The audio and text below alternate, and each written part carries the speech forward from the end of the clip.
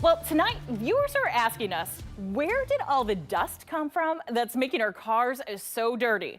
Massive clouds of dust moved through the south, beginning in El Paso, Texas on Thursday. Now, wind gusts reached 62 miles per hour at times.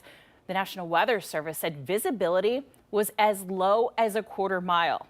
Meteorologist Michael Behrens joins us now to explain how the dust traveled all the way up here and completely made my car filthy that I just washed. Oh yeah, anyone that washed their car earlier this week, it was all kind of a moot point after that dust started to come down. These pictures show some of the aftermath of the dust on cars, and many of you guys reached out to us with your questions about just what was going on, including this one from Garrett over in Newark, who asked what that milky white rain that came down last night actually was. Well, the answer we have for you is that dust from the southwest. So let's break down how it got here. We're going to start a little bit earlier in the week. This was one of their first rounds of dust on Tuesday. You can kind of see it back out towards San Angelo, these real thin streaks.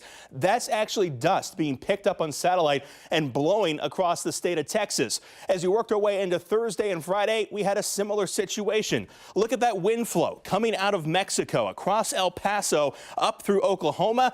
And where does that point to at the end? That comes up to us here in the Ohio River Valley, just in time for our rain showers that came through last night. You put the dust up in the air, the rain coming out of the air, and that's a recipe for another car wash, because that dusty layer intercepts that normal rain as it comes down. The raindrops pick up the dust and then they deposit it back down onto our cars. So kind of a messy morning out there, messy night last night for those who had just washed their cars. And if you're looking for Mother Nature to take care of its own mess, you're going to keep waiting. We have a long stretch of dry weather coming up this week, Lacey. We're going to tell you how long before we could be near 70 in your full forecast.